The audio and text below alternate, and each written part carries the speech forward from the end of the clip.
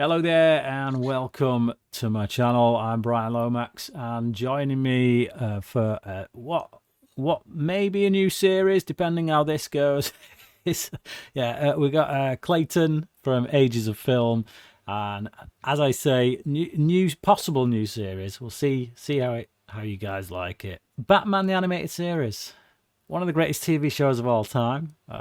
Formative, I would say, for me.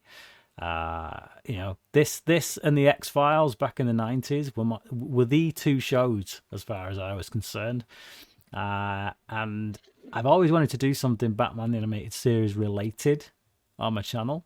And then Clayton here, who is a avid Batman fan, such as myself, it just made sense that, you know what, let's get together. Let's talk about Batman the Animated Series. Let's do commentaries on each episode of Batman the Animated Series, starting with the pilot episode, which is on Leather Wings. As you can see, that beautiful poster there for that particular episode. My introduction to Man-Bat. Just a bit of background with where we stand on just this series. Clayton, what was your introduction to Batman the Animated Series? Well, first off, I gotta say thank you for bringing me on. This is a chance for Bryan and I to nerd out and let our Batman fandom be on full display. Dude, this whole series brings me back to when I was a kid. So I say this all the time. Batman has been in my life literally as far back as I have memories. So, I mean, I literally grew up watching this 2, 3, 4 years old. I would watch it, dude, every day we would have this on. I'd be playing it, and we collected all the action figures from the TV show, my brother and I. And this was the Batman that I knew until I was, I think, about 5 or 6 when my dad showed me the '89 Tim Burton Batman. And that just blew my socks off. I was like, a live action Batman? There were real people playing him. But yeah, this show is always gonna be near and dear to my heart. I'm biased, but for me, this is the greatest TV show of all time. It's Batman, and it's top 2 for me. I can never decide between this and the X-Files, but just. Yeah. You probably have a lot harder time with it than I do, because I'm not a big TV show guy. Like, there's not too many TV shows that I like actually watch. But so for me, it's kind of an easy pick. Although I do really love the first season of True Detective. But Batman Animated Series is up there. Yeah. Okay then.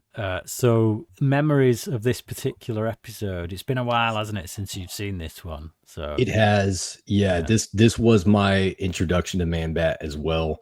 And the TV series was actually what led me into getting into Batman comics too. Yeah. So all these characters I first knew from the TV series, from the TV show. But I don't think I saw a Man-Bat episode until I'd been watching it for a couple of years, I think. So I thought he was like a new edition. And then as I got a little older and we collected the TV series on DVD at the time, I went through all the episodes and I was like, Man-Bat was in season 1. Like, this was the first episode. What? But I do love his design. I think he's a pretty cool character. Yeah. I think this was the introduction for me for Man-Bat as well, as were so many episodes of this series where like they introduced characters to me. I remember getting excited when certain characters would pop up that I did actually know, but weren't like your core 4 from the 60s show that everyone knows. Catwoman, Penguin, Joker, Riddler. Everyone knows them. Whereas, like Ra's al Ghul, I remember the teaser for Ra's al Ghul at the end of an episode, Vertigo, I think it was. And it was just like, you don't even see him from the front, you just see him from the back, I think, and you hear his voice, and just the look of it, I was like, that's Ra's al Ghul. That's Ra's al Ghul. I was like, so yeah, and I just like, oh man, it was just as a kid, Yeah, I was kind of the same way. I was always excited to see a Joker episode. I was always excited to see a Two-Face episode. But Ra's al Ghul, this is the show that made me a fan of Ra's al Ghul, because I thought he was a really cool character. And then once I started reading Batman comics, he shot up really high. And then I think you and I were talking a couple months ago. And I was like, yeah, Ra's al Ghul's like top 3 Batman villains for me. I Yeah. love the character. So Yeah, he's up there for me as well. I will say, and as much as I love the Nolan trilogy, my favorite movies of all time, I'll forever be annoyed by the fact that he got him to pronounce it as Raz in Batman Begins, because it's always been Ra's al Ghul. Ra's al Ghul. That's like ever since the Batman animated series came out. It's Ra's al Ghul. Well, I think you're actually right on, like, the official enunciation. I'm pretty sure is supposed to be Ra's. Yeah. And then with Batman Begins, they turned it to Roz. But yeah, I always think of it as Roz, but technically it is supposed to be Ra's al Ghul. Anyway, On Leather Wings pilot episode. I'm not going to try and dish the broadcast dates because there's some confusion on them, man. There are, yeah, there you really go on are. IMDb and the dates they've got on there, I'm sure they're off. Now, I remember the first episode being broadcast over here was actually The Cat and the Claw Part 1. That was the first episode we got, and it was just like, and I didn't even know it was coming. I'd never heard of the show, didn't know the show exists. There was like a Saturday morning kids magazine show, and they were like, yeah, and on today's episode, we're proud to present the first episode of a new Batman animated series, and it came on. I'm like, what? And it came on, and I'm like flicking this VCR into the video player, going, record, come on, you stupid thing. So, and I just like hit record just as the title card comes up. And then like the animation, I was just like, it was unlike any other, because it was serious, it was dark, it was noir, it was adult. It just felt adult. It felt like a movie the way it was produced. I mean, like Shirley Walker's score was just, it wasn't a kids Saturday morning cartoon score. It was a movie score. It felt like a movie score in a TV show, and it's just, yes, that was my first episode, was Cat and the Claw Part 1, purely by accident. But I think that was the technically the first episode, because even like you can watch the whole series on HBO Max, and that's the first episode on there is the Cat and the Claw. Yeah, right. So I think that is the first one. Well, I know that when you get them on the Blu-ray, they put them in production order.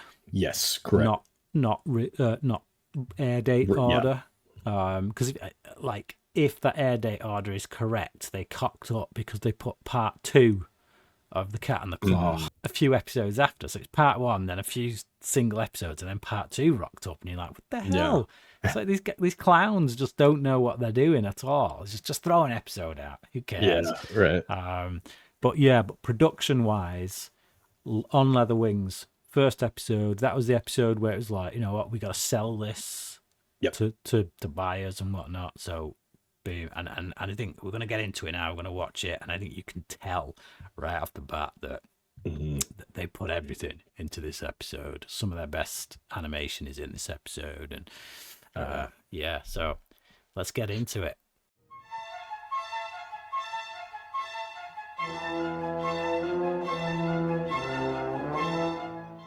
I love the title cards particularly the earlier seasons. I like they lost them in the later seasons. They started going with just like bog standard, like the episode would start and then the name of the episode would come up on the bottom of the screen, and it's like, that's lame. But like in the early days, I think they maybe lasted for the first 2 seasons.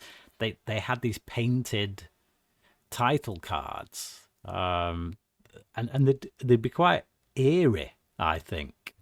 There's something about them sometimes are really eerie, like and like Joker episode where you'd have it like I miss them. I miss those kind of Yes. title cards with them. Yeah. So you're right. Some of those title cards, I love the art design, and some of them were really good. Now, if I'm not mistaken, and you've been around a little bit longer than I have, this was in production the same time Batman Returns was filming, correct? Yeah, yeah. So Yeah. it was clearly they were clearly trying to like queue it up with Mhm. Batman Returns. It's like we're going to release Batman Returns in July, and then Batman Animated Series is going to come in September. And it's like, yeah, it is absolutely. But Yeah. that opening just then that we kind of saw, the use of light, Mm, like I was saying before, this wasn't just like if you look at like the Marvel stuff that they're putting out, and I don't want this to turn into like a DC versus Marvel or anything like that. Marvel's right. terrible. You know, I like some Marvel stuff, but like if you look at what Marvel were putting out in the '90s compared to this, like the Spider-Man animated series, the Right. X-Men, the animation just seemed really kiddie, a lot cheaper. The music in it felt like temp music. The Mhm. scripts didn't they weren't scripted in a cinematic kind of way.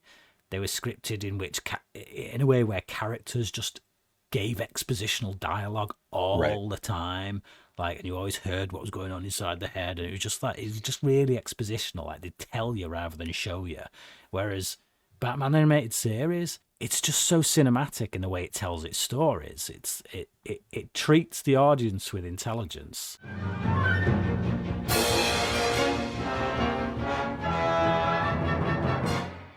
Even down to the way it's shot. I mean, obviously it's not shot, it's all Mhm. hand drawn, but it's it's made to look cinematic, and just the way Man Bat's shadow was Yeah. kind of going across the buildings, and it'd come to the forefront depending on how far away from the buildings he was. It was just that was just next level to me in terms of like what a kid's Saturday morning superhero cartoon could be.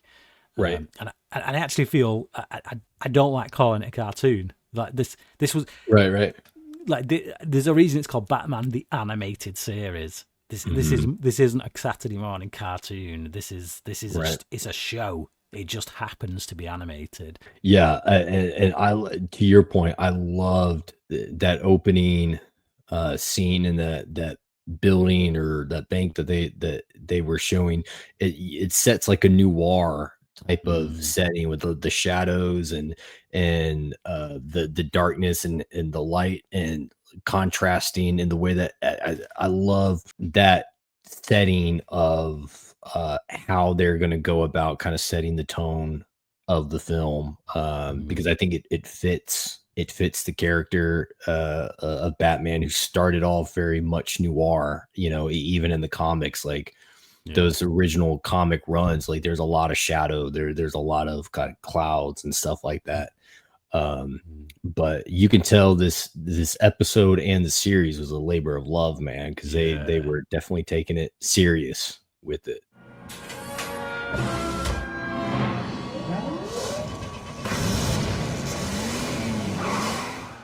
I love that Batmobile in this Oh, series too, man. It Batmobile's looks really good. phenomenal.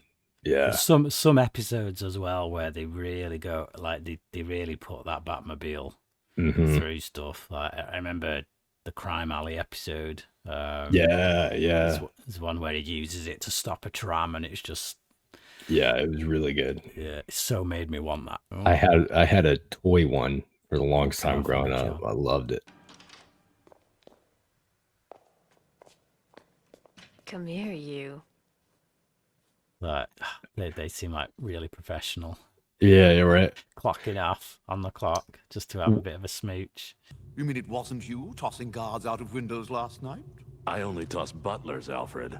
What did you think of Kevin Conroy voicing Batman? And because you had seen Keaton first. Yeah, So what were your initial thoughts of Conroy voicing Batman? just like from the comic books I'd read, like I hadn't been reading for a super long time. I'd only just gotten onto comic books with the release of Batman Returns. So I'd gone out and started buying stuff pretty sharpish and reading it, getting super obsessed. But as soon as I saw that voice, that is Batman. It's just, I mean, I sent you recently the Batman Nightfall audio radio, like just so good. Bob Sessions, who voices Batman in those BBC radio plays. He's the only one really vocally who's come close to being as good as what Kevin Conroy is for me personally. Yeah, me too. He just nailed it, man.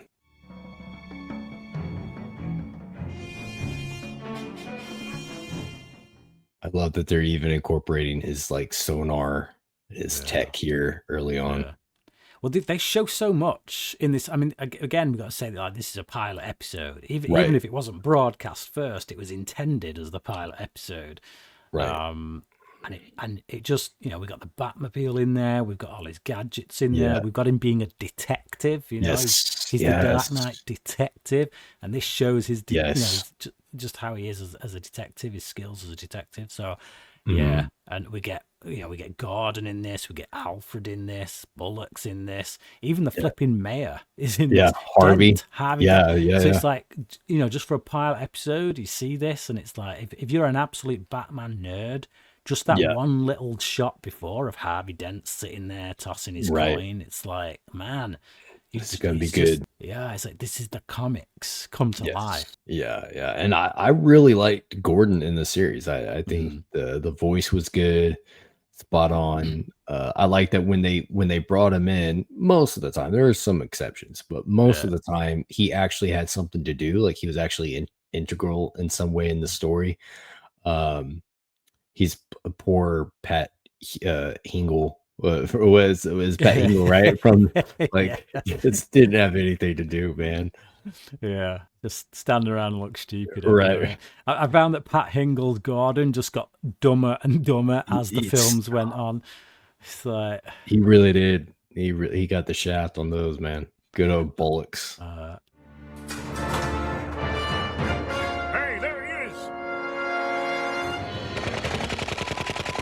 Well, somebody's in there, Commissioner. The sound effects as well, like this was like the first animated show, it's like superhero show where people shot guns. They didn't shoot lasers. They shot actual bullet firing guns. You got this SWAT team as well. Proper reminds me of Frank Miller's Batman Year One.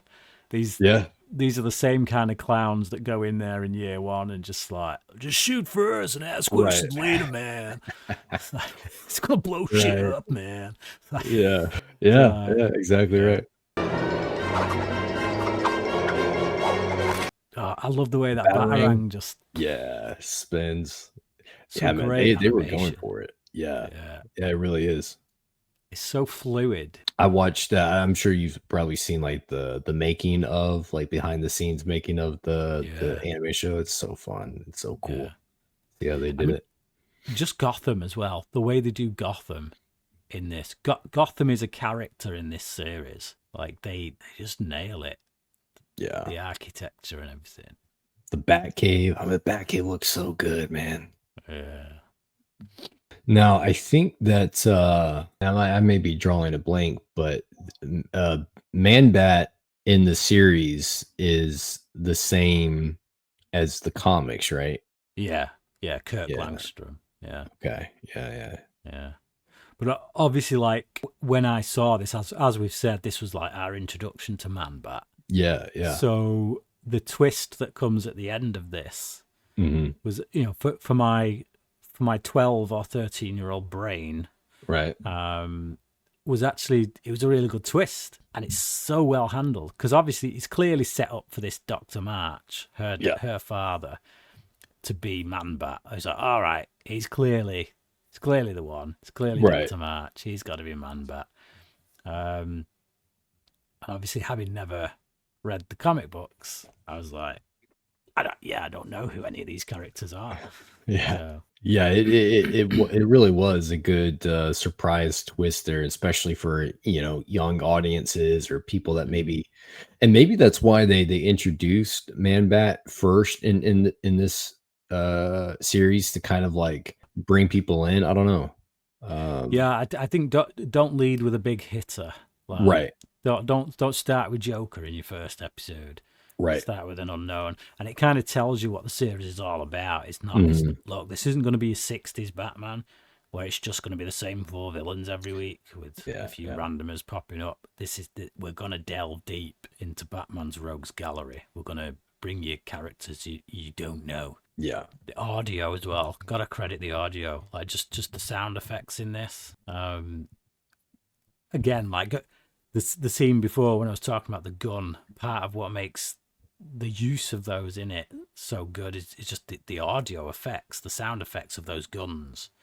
It's like, it feels threatening. It feels real. Whenever you watch like these kids shows, again, like Spider-Man, X-Men and all that, and they start firing lasers, and then you have these sound effects that don't really correlate to anything real. It's just, it's a sci-fi sound effect. And it's like, but then you get to Batman the Animated Series and you can hear that kickback of the gun. And it's just like, that's very real. And because we know that that's a real life thing, I don't know, there's just something more threatening about that. Something more, like the stakes seem higher as a result of that. Check against combined sounds. Starlings and brown bats. Negative. The Bat Computer. I want one of those so bad. I think they changed the voice of Alfred as well. I think in this pilot I think episode, they did. Yeah. It wasn't They did. Ephraim Zimbalist Jr. in this pilot episode, I don't think. I was gonna say I did not recognize the name, but I think it sounds different too. When it, like, Yeah, he sounds more like he's got a stick up his ass in this episode, whereas in the late, like I think just for this pilot episode they had a different actor, and then after they recast with Ephraim Zimbalist Jr. And I think Ephraim Zimbalist Jr. really brings a lot of character to Alfred. Like he just there's a lot of times in the show between Bruce and Alfred where Alfred knows how to just own Bruce. Like, kind of put him down in the way that like a father might, or just someone that is trusted might be able to. And the only way that Alfred's the only one that can talk to Bruce that way too. Like, Bruce wouldn't take it from anybody else. Mm.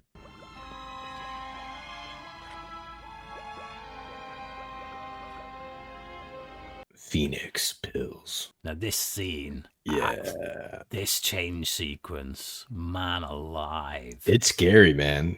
You show me any animation in one of those 90s Marvel shows that's as good as what we're about to see here. And not happening. You can't do it. Yeah, Sorry. not happening. But they got it so right, because this tone is the proper tone for Batman, in my opinion. Yes, he's somewhat malleable. You can, put different iterations on it, but it just doesn't work when he's the, guy running down the streets of Gotham in his short tights and Robin next to him and just broad daylight. It's just like, it's just not Batman to me, man. No, just watch this now. Like, this is next level. This is good. For an animated show.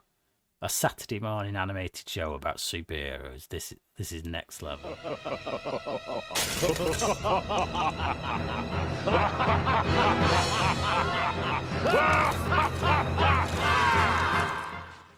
Look at that. Look at that. Yeah, so good. Yeah, that almost felt like a werewolf transformation, man. Yeah, it really did. I remember showing this to my kids couple of years back. So my son was only about 4, and I remember feeling what when you watch something with someone who's never seen it before, and it almost feels like you're watching it for the first time. And I just remember watching this sequence, and it was like I was seeing it through my son's eyes, and I was like, oh, maybe this match should be scaring him. I don't know.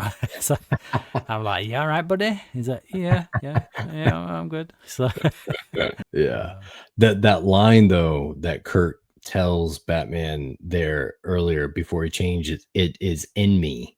yeah, It's so good because that's mirroring Bruce. And yeah, Batman is in Bruce. And it's just certain lines like that throughout the whole series really are just so well written and well placed. But I thought they really did do a great job on the voice casting in the series, man. yeah. So many iconic voices. I'm getting something strange. Ah, not again. I'm serious. It's right below us. You got Kevin Conroy playing one of those dudes as well. Oh, really? I didn't know that. So that's how good he is with his His just vocal his acting. pitch. Yeah, it's like the way he just changes his pitch just slightly. It can drop like an octave or two or whatever, and it's just like all of a sudden he's a different character in the same scene as himself, and it's like That's awesome. there's some scenes throughout the series where he goes from being Bruce Wayne, numbnuts Bruce Wayne, to Bruce Wayne like I'm still Batman Bruce Wayne kind of thing, and it's just the vocal change is phenomenal. Yeah, I had to take a minute when I heard that he passed. I was just like, man, that I needed a moment on that one. Take her up, Lieutenant! Hey, wait for me! The Bullock's fast I trying to get up. I loved him in this series, man. Oh, it's so good. I did a few Bullock-centric episodes, and I do actually really like them. He's not just one of those side characters that's like, oh, no, they're focusing on Bullock. What are they focusing on Bullock for? No, it's like whenever they focus on Bullock, I'm like, I'm there for it. Yeah, I me love too. Bullock. Yeah, and it was great voice acting too. It just fit that character so well.